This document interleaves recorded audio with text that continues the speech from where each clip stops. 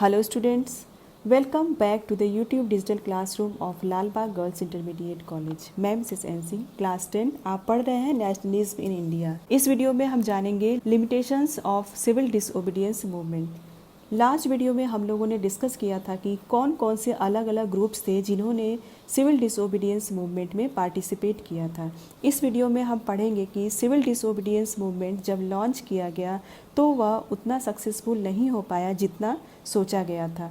इसके कुछ कारण रहे होंगे, कुछ लिमिटेशंस रही होंगी, तो इस वीडियो में हम समझेंगे कि इसकी क्या लिमिटेशंस रही होंगी।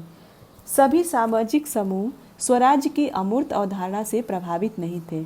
ऐसा ही एक समूह राष्ट्र के अछूतों का था। वे 1930 के बाद खुद को दलित कहने लगे थे। कांग्रेस के लीडर्स के व्यू अलग थे, उन्होंने दलितों पर ध्यान नहीं दिया, लेकिन महात्मा गांधी ने ऐलान किया कि अस्पृश्यता को खत्म किए बिना 100 साल तक भी स्वराज्य की स्थापना नहीं की जा सकती। उन्होंने अछूतों को हरिजन यानी ईश्वर की संतान बताया। इन्हें मंदिरों, सार्वजनिक तालाबों, सड़कों और कुओं पर समान अधिकार दिलाने के लिए उन्होंने सत्याग्रह किया। उन्होंने ऊंची जातियों से आह्वान किया कि वे अपना हृदय परिवर्तन करें और अस्पृश्यता के पाप को छोड़ें। लेकिन दलित नेता अपने समुदाय की समस्याओं का अलग राजनीतिक हल ढूंढना चाहते थे। वे खुद को संगठित करने लगे। उन्होंने शिक्षा संस्थानों में आरक्षण के लिए आवाज उठाई और अलग अलग निर्वाचन क्षेत्रों की मांग की ताकि वहां से विधायी परिषदों के लिए केवल दलितों को ही चुनकर भेजा जा सके। इसलिए सविनय अवज्ञा आंदोलन में दलितों की हिस्सेदारी बहुत सीमित थी। महाराष्ट्र और कानपुर में यह खास तौर पर दिखाई देती थी, जहां इनके संगठन मजबूत थे।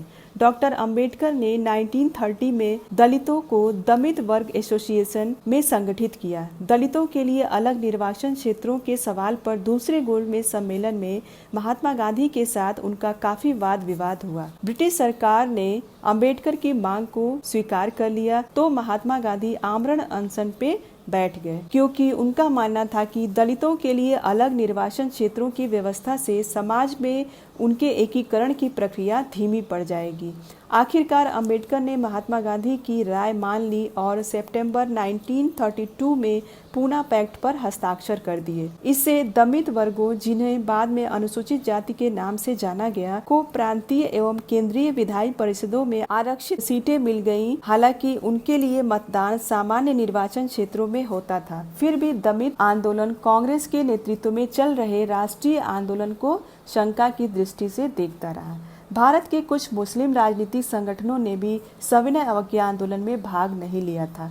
हालांकि असहयोग खिलाफत आंदोलन के बाद मुसलमानों का एक बहुत बड़ा तबका कांग्रेस से कटा हुआ था। 1920 के दशक के मध्य से कांग्रेस हिंदू महासभा और हिंदू धार्मिक राष्ट्रवादी संगठनों के काफी करीब दिखने लगी थी। जैसे जैसे हिंदू मुस्लिम के बीच संबंध खराब होते गए, दोनों समुदाय उग्र धार्मिक जुलूस निकालने लगे। फिर भी 1927 में ऐसा लगा कि अब एकता स्थापित हो जाएगी।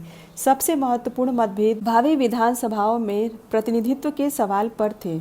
मुस्लिम लीग के नेता मोहम्मद अली जिन्ना का कहना था कि अगर मुसलमानों को केंद्रीय सभा में आरक्षित सीटें दी जाए तो मुस्लिम बहुल प्रांतों, जिसमें बंगाल और पंजाब प्रमुख थे, में मुसलमानों को आबादी के अनुपात में प्रतिनिधित्व दिया जाए तो वे मुसलमानों के लिए पृथक निर्वाचिका की मांग करना छोड़ देंगे। प्रतिनिधित्व के सवाल पर बहस चली रही थी कि 1928 में आयोजित किए गए सर्वदलीय सम्मेलन में हिंदू महासभा के M.R. जयकर ने इस समझौते के लिए किए जा रहे प्रयासों की खुलेआम निंदा शुरू कर दी, जिससे इस मुद्दे के समाधान की सारी संभावनाएं समाप्त हो गईं। इस प्रकार हम कह सकते हैं कि जब सविनय अवज्ञा आंदोलन शुरू हुआ, उस समय समुदायों के बीच संदेह और अविश्वास का माहौल बना हुआ था। कांग्रेस के कटे हुए मुसलमानों का बड़ा तबका किसी संयुक्त संघर्ष के लिए तैयार नहीं था। अब हमारा नेक्स्ट टॉपिक है सामूहिक अपनेपन का भाव, यानी कि सेंस ऑफ कलेक्टिव बिलोंगिंग, जिसको आपको हम नेक्स्ट वीडियो में पढ़ाएंगे। Thanks for watching.